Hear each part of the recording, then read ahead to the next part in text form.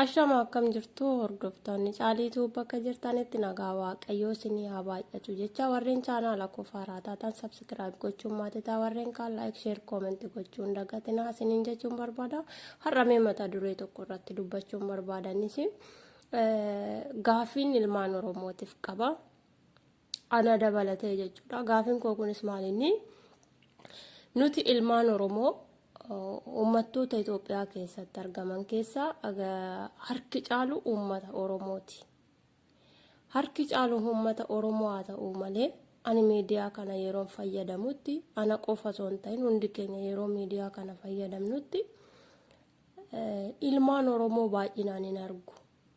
Ilmaan Oromoo gadi baatee beekumsa saba ishiitiif qooddu argee hin beeku. Namoota muraasa tokko lamaan lakkaa'amaniitu miidiyaa irratti gadi ba'ee uummata isaaniitiif ergaa dabarsa.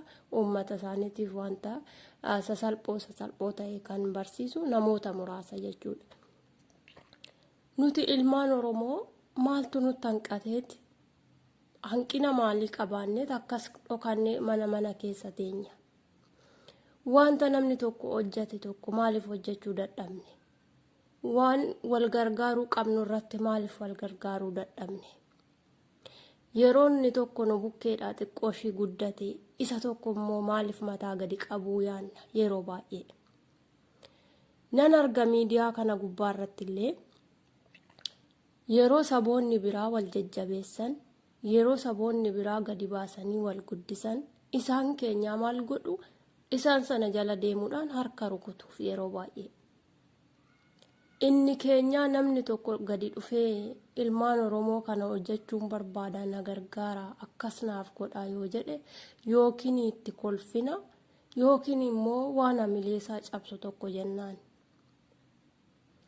Kuni maaliif? Nuti abaarsa wayii qabna moo wanta guddanneef wayii qabna moo maaliif wal cabsuun nurraa barbaachise? Nuti dandeetti adda ta'e ni qabna. Aadaaf duudhaa adda ta'eef saba keenya keessatti kan barannee baane ni qabna.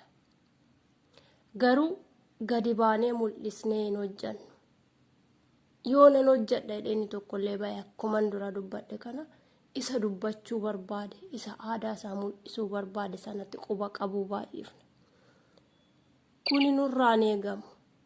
Nuti wal guddisuu qabna, nuti wal jaalachuu qabna, nuti wal jajjabeessuu qabna, nuti saba keenya mul'isuu qabna. Saboonni biraa agam nu caalaniiti, agam beekumsa nurra qabaataniiti, agam baay'ina nurra qabaataniiti akkas gadi wal baasanii wal cimsu, akkas gadi wal baasanii wal guddisu. Yeroo baay'ee ijoolleen Oromoo taatee otoo afaan ishii dubbachuu barbaaddu, otoo saba ishii guddisuu barbaaddu kan gara jaraatti of kuttee hojjechaa jirtu baay'ee ishee jira. Kuni maaliif immoo yoo jennee of gaafanne silanni keenya yeroo ishiin hojjechuu guddachuu barbaaddu gadi ishii qabuudhaaf. Jaalattee osoo hin ta'in dirqama ishii guddina ishii yookiin waan hojjechuu barbaaddu waan mul'isuu barbaaddu sana mul'ifachuu waan barbaadduuf afaanuma jaraatiin yookiin immoo kallattii biraatiin agarsiisuu barbaaddi. Maaliif barbaachise? Waan tokko hojjechuudhaan nuti miidiyaa irratti gadi baanee dubbachuudhaan nuti miidiyaa irratti baanee aadaa keenya beeksifachuu yookaan immoo mo'aa ofii keenyaaf qabnu tokkollee gadi baanee mul'ifachuudha. Dandeettii adda ta'e homaa nu barbaachisu, dubbii afaan keenyaa qofa kan nu barbaachisu, waan nu dhibe tokko wal gaafachuu qofa kan nu barbaachisu. Koottaame nuti isaa mul'annu gadi walaa baafnu, walaa guddifnu. Yeroo mara nama jalan deemnu namoota guddifneerra har'a warra miidiyaa irratti gadi baanii akkas gurgurdatanii gadi dacha'anii nu arrabsan kana kan guddise numa ilmaan Oromooti. Numa harkaa nyaatanii numa harkaa dhuganii deebisanii har'a nu arrabsu. Numa faana bulanii ka'aniiti, numa faana oolanii ka'anii numa deebisanii nu arrabsu. Nuyi akka wallaalatti nu lakkaa'u. Kuni maaliif? Sila nuti wal tuffannuuf. Wal tuffachuu hin qabnu gadi baanee haa hojjannu yaa ilmaan Oromoo. Walaa guddifnu yaa ilmaan Oromoo. Quba walitti qabu haa dhiifnu yaa ilmaan Oromoo. Wallaalan keenya walaa guddifnu. Beekan lama keessa yoo jiraate beekaa akka sa'aatii 2 yoo baase inni kaanis akkas 2 baasuu danda'a. Kanaafuu yeroo marayyuu wal guddisuu ayaannu isiniin jechuun barbaada. Keessattuu ijoolleen biyya arabaa jirtan kun shamarran gadi ba'ame akka ijoollee kaaniitti hojjedha. Gadi ba'ame akka ijoollee kaaniitti dubbadha. Warroonni Guraagee ta'an maaliin nu caalaniiti? Warroonni Amaara ta'an maaliin nu caalaniiti? Beekumsa isaanii ol qabnaa, dandeettii isaanii ol qabnaa. Akkuma hin jedhe egaa wal cabsuu baay'isna nuti. Wal tuffachuu baay'ifna. Keessumaa keessayyuu xiqqoo ishee akkas warra ol ba'anii mataa ol qabatanii jedhan warra reefu jalaa ol ba'uu barbaadan gadi qabuu barbaadu. Kuni jireenya keenya keessattis barbaachisaa miti, saba keenya keessattis barbaachisaa miti waan ta'eef gadi baanee walaa guddifnu koottaa, walaa jabeessinu koottaa, harka walaa qabannu koottaa. Yoo nuti har'a guddannee, yoo nuti har'a mul'annee obboleessi keenya borutti darbaatti guddata. Ilmoon keenyatti darbitiitti guddatti. Seenaa nuti har'a ol keenyee darbinu yoo wanta gaarii hojjannee darbine boru dhala keenyaaf ta'a. Yoo nuti immoo waan gaarii hojjannee hin darbine seenaa tokko galmeessinee hin darbine garuu boru maal argiti dhalli keenya? Seenaa namni biraa ol kaa'ibichaa, seenaa sabni namaa ol kaa'ibichaa argiti. Barannee akka nama hin barannee of goona. Otoo hojjechuu beeknu akka nama hojjechuu hin beekne of goona. Mataa gadi wal qabna. Hojii tuffanna.